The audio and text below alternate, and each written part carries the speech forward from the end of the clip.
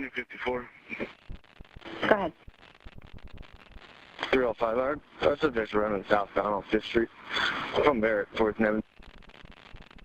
10-4. He's coming to Nevin right now.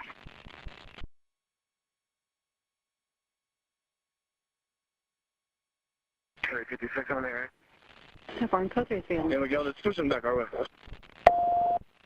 He got a gun in his right hand. He just shot around right now.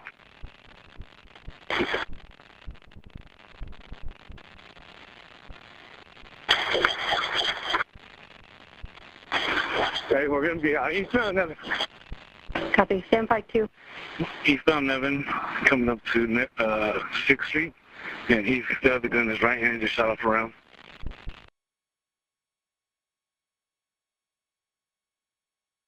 Any other unit to break?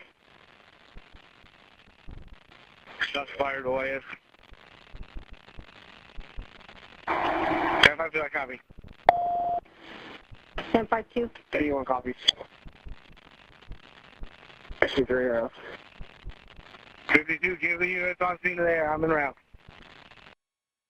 Hello, I'm Lieutenant Matt Stonebreaker, Public Information Officer for the Richmond Police Department. I'm going to brief you on a police-involved shooting which occurred at 7:53 p.m. on February 27, 2019. You are about to witness video footage and learn about evidence and police procedures to better understand what occurred based on information learned during the investigation of this incident. The Richmond Police Department conducts thorough investigations. Every time an officer uses force, the incident is reviewed by a committee to determine if the officer performed their duties within the scope of our policy.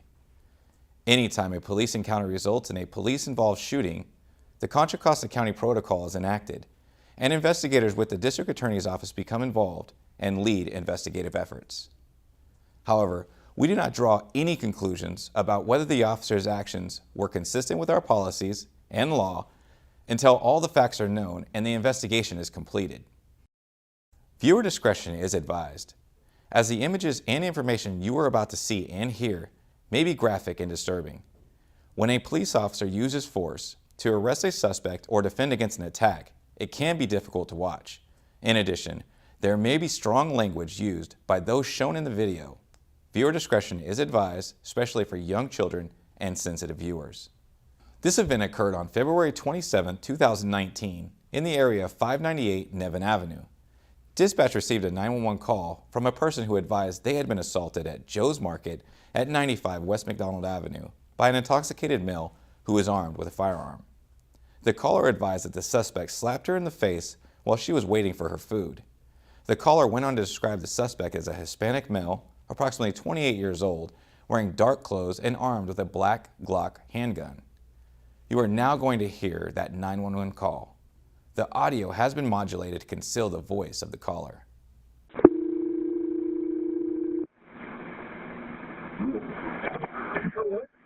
Harrisville Police Department, your cell phone dialed 911? Yes, I did. I'm sorry. I had my Bluetooth on. I just was Joe's Market. There's a really drunk guy outside with a gun, and he just slapped me in the face. I'm walking away. He's just really distraught and very much. What's the address there? I have no idea. I had to get out of there. They're talking shit. I was waiting for a burger, and I was like, I'm Do you know who he is? What? Do you know who he is? No, I do not, but he rolled a weapon out and started flashing me around. Did he point it at you? Nobody came up and shot me in the face. And I was like, Officers responded to the area and were initially unable to locate the suspect. As officers continued to canvass the area, they observed a person matching the suspect's description walking in the area of 6th Street and Barrett Avenue. As RPD officers attempted to detain the suspect on Barrett Ave, the suspect fled on foot southbound on 5th Street. As the officers gave chase on foot, they quickly lost sight of the suspect. Shortly thereafter, officers heard a single gunshot not far away coming from the suspect's flight path. Officers broadcasted that information via their police radio that a shot had been fired. Detective Palma was nearby when he heard the officers were pursuing an armed suspect in the area. Detective Palma quickly drove into the area and parked his detective vehicle south of Nevin Ave on 6th Street to assist in setting a perimeter. While at this location, Detective Palma observed the suspect running eastbound on Nevin Ave on the south curb alongside the northern wall of the Nevin Community Center at 598 Nevin Ave. Detective Palma yelled, "Stop, Richmond Police," but the suspect continued to run directly at him. As the suspect quickly closed the distance on Detective Palma began to make out a distinctive appearance of a longer than usual pistol magazine protruding from the suspect's moving hand. Detective Palma, knowing that a citizen had seen the suspect with a gun, as well as hearing the broadcast that the suspect had fired that gun while being pursued by RPD officers, believed that the suspect was an immediate threat to himself and the public. Detective Palma fired his duty pistol to stop the rapidly advancing threat. Once the suspect had been shot, he quickly tossed the extended magazine to the ground and complied with the order to lay on the ground. The suspect was immediately provided first aid by RPD officers at the scene until the arrival of EMS. The suspect was identified as Nahum Perez and was transported to the Contra Costa Regional Medical Facility for non-life-threatening injuries.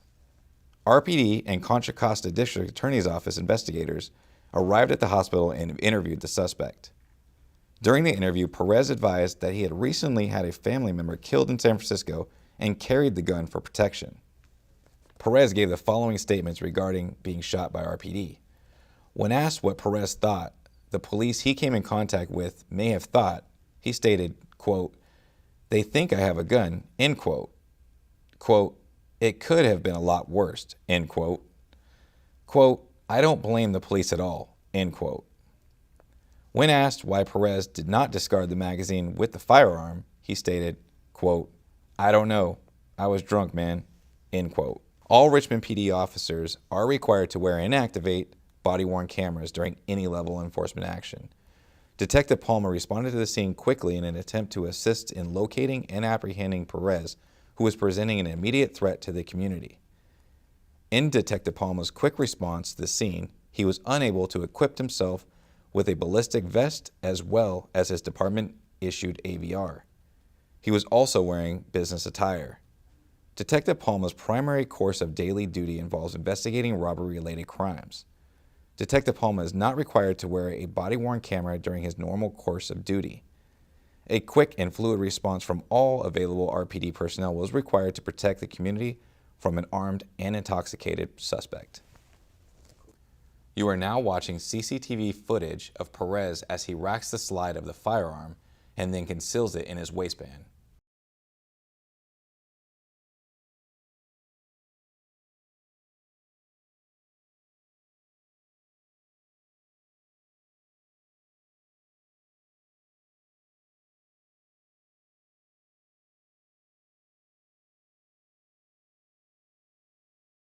From another CCTV camera, we can see Perez walking down 5th Street.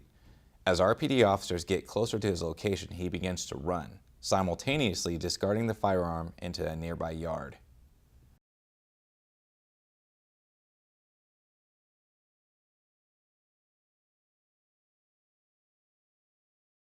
You are now watching CCTV footage from inside Joe's Market. If you look carefully, you can see the suspect tapping the counter of the market with a black extended pistol magazine. He then exits the store without purchasing any items. Lastly, we have CCTV footage of Perez fleeing from RPD officers on foot. RPD officers continue to give him commands to stop as he evades arrest.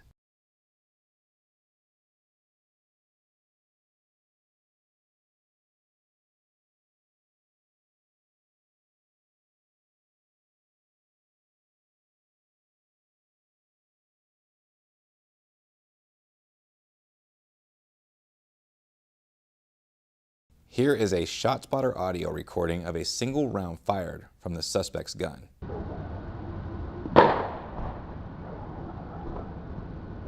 Here is a ShotSpotter audio recording of multiple rounds fired by Detective Palma. In the audio recording, you can hear Detective Palma giving Perez commands prior to opening fire.